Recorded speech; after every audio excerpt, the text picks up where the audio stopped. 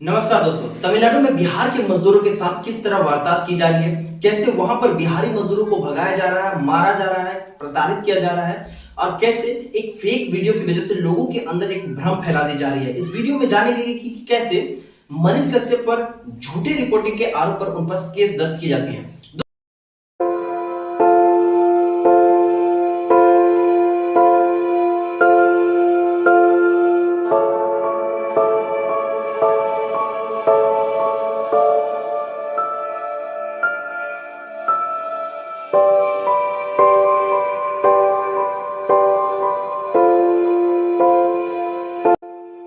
बात यह है कि संसदीय राजभाषा समिति के अध्यक्ष हैं हमारे अमित शाह, जो गृह मंत्री भी हैं।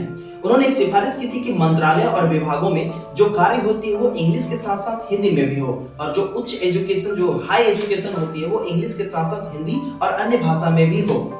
ये सिफारिश आते ही तमिलनाडु और केरल जैसे राज्यों में, जो कि गैर हिंदी भाषाई राज्य हैं, उन पर एक विरोध चालू हो जाता है, जिसकी वजह से वहां पर रह रहे लोगों पर ये एक अपमान की भावना जाग जाती है। दोस्तों, हिंदी भाषा को लेकर तमिलनाडु और केरल में ये पहली दफा नहीं है जब विरोध प्रदर्शन किया गया हो। सन 1937 में जब सी राजगोपालाचारी की कांग्रेस की सरकार थी, उन्होंने भी सारे स्कूलों में हिंदी को अनिवार्य भाषा बनाने का फैसला लिया था। उस समय भी एक विरोध प्रदर्शन चालू हो गया था, जो ये प्रदर्शन लगभग 3 वर्षों तक चला था। लेकिन भारत में उस समय ब्रिटिश शासन चलती थी। ब्रिटिश शासन ने यह फैसला लिया था कि भारत भी अब द्वितीय विश्व युद्ध में शामिल होगा, क्योंकि उसमें द्वितीय विश्व युद्ध का दौर था। सभी देश जोर शोर से उसमें हिस्सा ले रहे थे और ब्रिटिश शासन ने यह फैसला लिया कि भारत भी अब द्वितीय विश्व युद्ध में शामिल होगा, जिसकी वजह से सी राजगोपालाचारी ने अपने पद से इस्तीफा दे दिया और उनके द्वारा जो दूसरी सरकार आती है, उनके द्वारा जो सभी स्कूलों में हिंदी को अनिवार्य करने का फैसला लिया गया था, उसे भी वापस ले लिया गया। फिर 1950 में एक फैसला लिया गया और यह फैसला यह था कि हिंदी को लागू करने और 15 साल के बाद अंग्रेजी को समाप्त करने का था।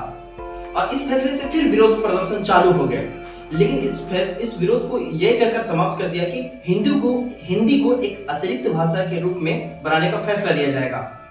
इसी बीच 1959 में जवाहरलाल नेहरू ने संसद को यह भरोसा दिलाया कि गैर हिंदी भाषाई राज्य जैसे कि केरल और तमिलनाडु ये सभी इंग्लिश का इस्तेमाल कर सकेंगे।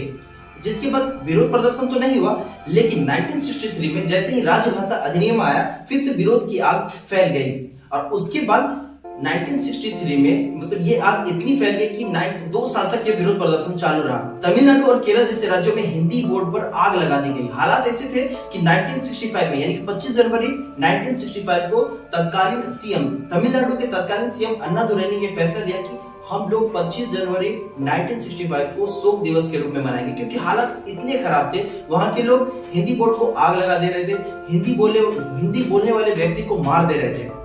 खैर, मैं इतना डीप में इसलिए जा रहा हूँ कि आखिर लोगों को भाषा के आधार पर क्यों देखा जा रहा है। लोग किसी भी लैंग्वेज का इस्तेमाल कर सकते हैं, चाहे वो हिंदी हो, तमिल हो, तेलुगु हो, बंगाली हो, कोई भी लैंग्वेज का इस्तेमाल कर सकते हैं। आखिर इंसान को इंसानियत की नजर से देखना चाहिए। वापस टॉपिक पर आते हैं। 1965 का विरोध केंद्र की राजनीति पर देखने को मिला, क्योंकि केंद्र पर उस समय लाल बहादुर शास्त्री की सरकार थी और उसके 2 नेता जो सी सुब्रमण्यम और ओबी अलागेसन ने इस्तीफा दे दिया। और इसके बाद इंडिया के जो भी कॉम्पिटिटिव एग्जाम होते थे और सिविल सर्विसेज के जो एग्जाम होते थे, उन पर इंग्लिश को कंटिन्यू रखने का फैसला लिया गया। अब ये उनके इस्तीफे का इंतजार कर रहे थे कि क्या, मुझे तो नहीं पता। लेकिन उसके बाद जो है 1967 में तत्कालीन प्रधानमंत्री इंदिरा गांधी ने राजभाषा अधिनियम में संशोधन किया, जिसके बाद से 1959 वाले जवाहरलाल नेहरू ने जो संसद को भरोसा दिलाया था कि गैर हिंदी भाषाई राज्य इंग्लिश का इस्तेमाल कर सकेंगे, उनको और मजबूती मिली, जिसके बाद से तमिलनाडु और केरल को एक अतिरिक्त लैंग्वेज के रूप में इंग्लिश मिली। आइए जानते हैं कि 2023 में ये विरोध प्रदर्शन, मतलब हिंदी भाषा को लेकर विरोध प्रदर्शन क्यों चालू हुआ। तो मीडिया में एक खबर आती है कि तमिलनाडु में बिहार के लोगों को प्रताड़ित किया जा रहा है, वहां पर लोगों को मारा जा रहा है। दरअसल हकीकत यह थी कि बिहार के पवन यादव और मोनू कुमार की हत्या हो गई थी। एक वीडियो वायरल हुआ था जिसमें से एक व्यक्ति को बहुत सारे लोग मिलकर मार रहे हैं और बिहार के जितने भी मजदूर तमिलनाडु में काम कर रहे थे, उसमें दहशत फैल गई कि अब हमारा भी नंबर आ रहा है, हमें भी प्रताड़ित किया जाएगा, हमें भी हिंदी भाषाई आधार पर मारा जाएगा, पीटा जाएगा। लेकिन ऐसा कुछ था नहीं। पवन यादव के भाई, जिस वक्त पवन यादव की मृत्यु हुई, उसके भाई का कहना था कि वो उस समय कमरे पर था और अचानक से एक इंसान तेज धारदार तलवार लेकर आता है और उस पर वार कर देता है। वो ये समझ भी नहीं पाता है कि वो इंसान आखिर है कौन और उसे मार क्यों रहा है। उसकी मृत्यु उसी वक्त हो जाती है और पुलिस तुरंत आकर उसे गिरफ्तार भी कर लेती है। उसे ये पुष्टि नहीं हो पाई है कि आखिर उसने उसे मारा क्यों। और उधर मोनू कुमार के भाई तुलसी कुमार का कहना है कि जब मोनू कुमार की हत्या हुई, मतलब मोनू कुमार की लाश कमरे से लटकती हुई पाई गई तो कमरा का दरवाजा अंदर से बंद था, तो लोगों ने इसे आत्महत्या माना, ना कि इसे मर्डर माना। लेकिन जो तमिलनाडु में बिहार के लोग थे, बिहार मजदूर थे, वो इसे हिंदी भाषा के आधार पर लोगों को प्रताड़ित करना समझ रहे थे। वो ये समझ रहे थे कि तमिलनाडु के लोग बिहार के लोगों को मार रहे हैं। ये एक अफवाह फैलने लगी पूरे तमिलनाडु के अंदर, बिहारी मजदूरों के अंदर। इंडियन एक्सप्रेस की माने तो तमिलनाडु के अंदर बिहारी मतलब अप्रवासी मजदूरों की टोटल लगभग 10 लाख से अधिक संख्या में वहां पर अप्रवासी मजदूर काम करते हैं। और अगर वो सारे अप्रवासी मजदूर वापस अपने घर को लौट गए तो वहां की जो इंडस्ट्रीज है वो खाली पड़ जाएगी, वो ठप पड़ जाएगी।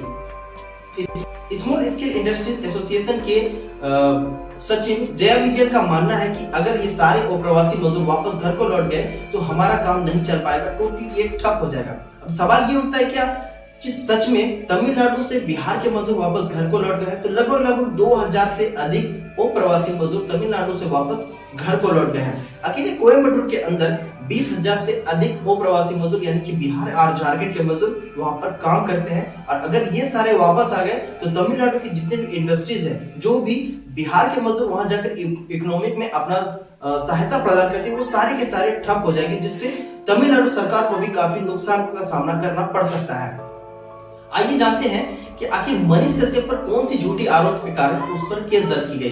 दरअसल बात यह है कि मनीष कश्यप ने ट्विटर पर एक ट्वीट किया था कि तेजस्वी यादव जी जरा चश्मा हटा कर देखिए, बिहार के मजदूरों को पीटा जा रहा है। लेकिन कुछ लोगों का मानना था कि यह वीडियो फेक है। दरअसल जिस वीडियो में आदमी को दिखाया जा रहा है उस पर चोट का निशान दिखाया जा रहा है, उसे अगली वीडियो में हंसते हुए दिखाया दे रहा है और वही व्यक्ति एंकर बना हुआ है, जिससे बाद में देखा गया कि यूट्यूब में एक एंटरटेन के लिए इस वीडियो को बनाया गया था कि कैसे हालात तमिलनाडु में है। और मनीष कश्यप ने इसे एक रिपोर्ट के तौर पर तेजस्वी यादव पर आरोप लगाते हुए देखे, जिसके कारण तेजस्वी यादव ने मनीष कश्यप पर केस कर दिया। दोस्तों, आशा करता हूँ कि इस वीडियो से मैं आप लोगों को समझा पाया होऊंगा कि तमिलनाडु में ऐसी कोई घटना नहीं घटी कि जिससे बिहार मजदूरों को हिंदी भाषा आधार पर पीटा जा रहा है, प्रताड़ित किया जा रहा है। धन्यवाद।